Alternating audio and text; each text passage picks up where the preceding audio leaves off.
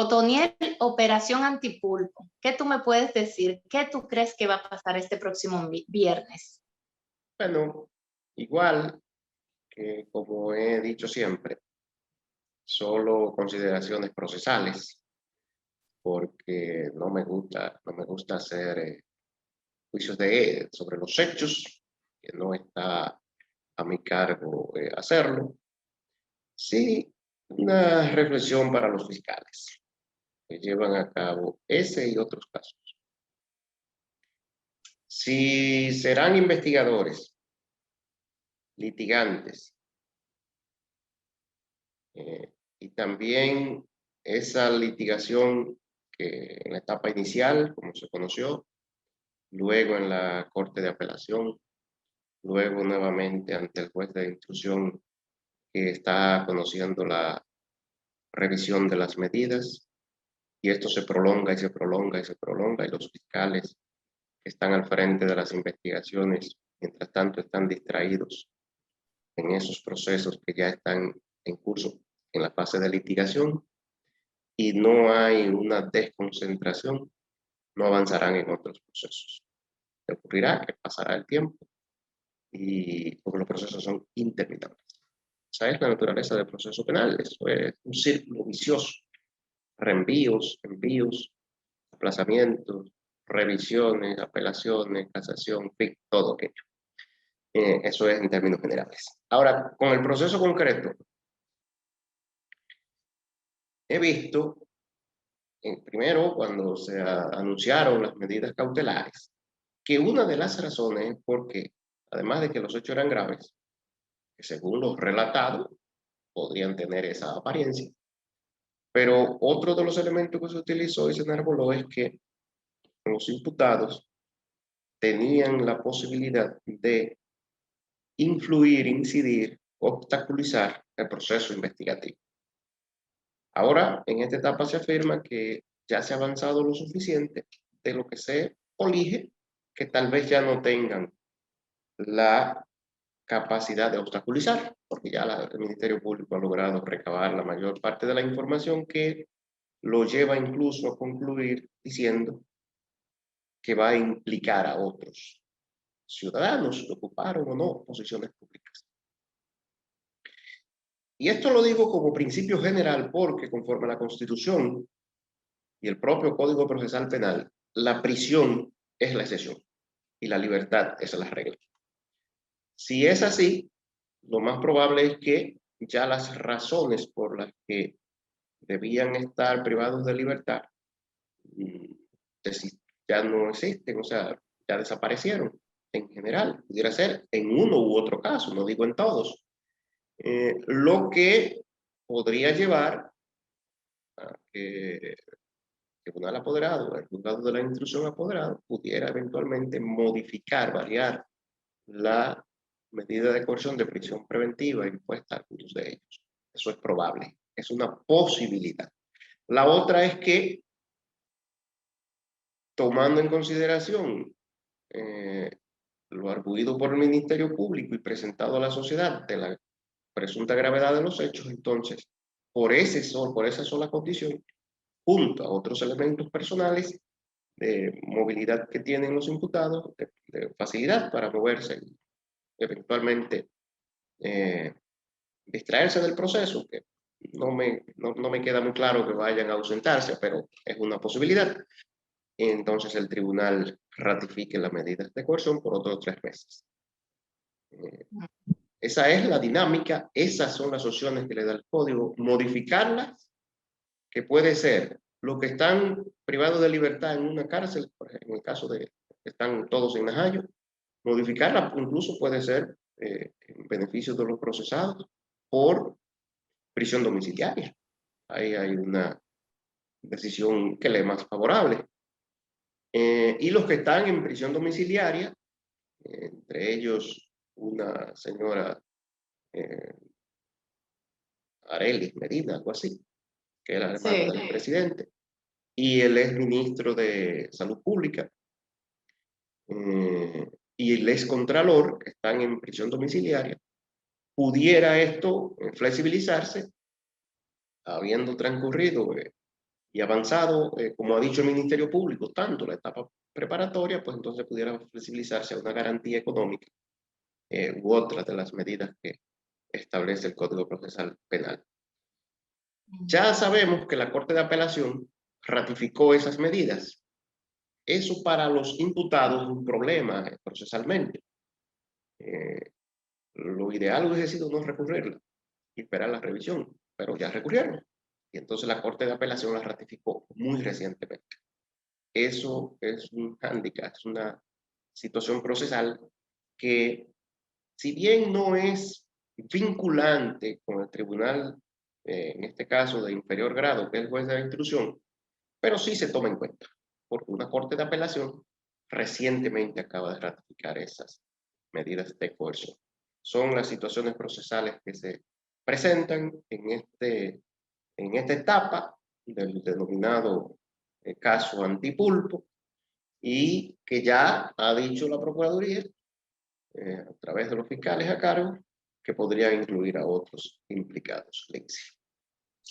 Bueno, conociendo y por experiencia, aunque ha sido, creo que la explicación tuya bastante clara, ¿no? Como técnico, como abogado, sin inclinarte hacia una cosa ni a la otra, Otoniel, pero yo viendo lo que ha sucedido, ¿no? En los distintos casos, yo no tengo muchas esperanzas en que varíen la medida de coerción que hasta el momento se tiene, porque aquí viene un tema también de la percepción de un pueblo poco, no voy a decir poco educado, pero poco informado, y un pueblo que carece del conocimiento básico sobre la justicia, porque bien tú señalas allí las distintas medidas de coerción, siendo la prisión la última de las opciones que debe considerar un juez, privar a un ciudadano de libertad, eh, pues que es la máxima de las penas en este proceso, en el conocimiento de un caso. Eh, yo estimo que eso también se debe de tomar en cuenta, ¿no? De ver si no todos los que están actualmente en prisión, ver si por lo menos algunos de ellos con una prisión domiciliaria también pudiera, porque este es un caso que aparentemente va para largo. A Así es. pesar de que el Ministerio Público ha dicho que tiene muchísimas pruebas, muchísimos elementos de prueba, casi el doble de las que tenía anteriormente. También es cierto que son casos complejos y asimismo lo calificó el juez como un caso complejo, lo que significa que esto pudiera tardar años. Y como puede tardar años, Lindsay, Sí. entonces, los que no representen peligro de fuga y no representen un verdadero peligro de obstaculización a la investigación, y no, insisto, no me queda muy claro de que haya peligro de fuga aquí. En lo que puede haber es lo otro, eso sí. Pero, por Sí. ejemplo, la hermana del presidente, la señora Medina Sánchez, ¿qué peligro representa en libertad? Ninguno, a mi juicio. Desde Sí, mi lo que sí perspectiva como pudiera, abogado, yo lo, entiendo que la señora Medina Sánchez se le puede imponer una garantía económica y que se presente a ese proceso cuantas veces sea requerida. No pienso que se vaya a ir. Yo ni conozco a esa señora, nunca la he visto, pero por las circunstancias particulares, familiares, de lo que ella representa, hermana de un expresidente de la República, con domicilio conocido, fijo en la República Dominicana, con su familia aquí. ¿Cuál es el peligro de fuga sobre esa señora? Por ejemplo, la pongo a aunque ella sí porque es tomar una en cuenta, mujer. Tony, Entonces, que no solamente es peligro de fuga, sino también obstrucción a la investigación o que ella esté, tú sabes lo que se ha dicho, que han destruido algunas pruebas, que han intentado incluso destruir documentaciones, amenazas a personas, y eso sí, entonces quizás el juez lo tome en cuenta. si eso fuese así, ¿verdad? Alegando en contra, Ujú. desde su domicilio, ¿qué impide hacerlo? Si ese fuera el caso. O sea, las medidas tienen que tener un sentido, una lógica común. Porque la lógica, de hecho, las pruebas en el proceso penal, para el momento de ser valoradas por los jueces, debe hacerse conforme a la máxima de experiencia, los conocimientos científicos y la lógica. Entonces, la máxima de experiencia te dice que lo que ella puede hacer desde su casa, si lo fuese a hacer, lo haría desde una oficina, porque ella tiene ahí acceso a personas que le visitan y ese tipo de cosas. Hablar por teléfono, no creo que tal vez recurra mucho a esa vía por el riesgo que toma, pero hablar a recibir visitas, comunicarse con el exterior. Yo pienso, en el caso de ella, insisto, a quien no conozco, eh, por poner uno que es más emblemático, que una variación por una garantía económica es un acto de justicia y que se presente al tribunal cuando sea requerida, y si fuese luego de conocido todo el proceso declarada culpable y se le imponga una pena, pues que entonces regrese ya a una prisión, pero con una sentencia definitiva, una sentencia de un tribunal que haya establecido su culpabilidad. Mientras tanto, ella y todos los demás están protegidos por la Constitución, por un principio que se llama de inocencia. Ellos son inocentes hasta que un tribunal establezca lo contrario. Esa es, aunque a mucha gente eso no le luzca popular, pero ese es, eso es vivir en un Estado democrático de derecho, Aunque, donde por la ejemplo, presunción de inocencia tiene que sí. prevalecer. Aunque, por ejemplo, he visto en muchos casos en Estados Unidos, como por ejemplo el caso del doctor Melgen, que él estuvo también en prisión preventiva, o sea, no todavía se conocía el caso y él tuvo que guardar prisión y fue eh, todo el proceso él se lo pasó en prisión, Otoniel. Así es. Sí, O sea, que todo también depende. el sistema judicial es justo o injusto en todas partes del mundo. En Estados Unidos, que se presume que es uno de los sistemas, eh, digamos, con mayor rigor y que tiene una institucionalidad fuerte, han sido condenados a muerte personas y ejecutados, personas que luego se demostró que eran inocentes.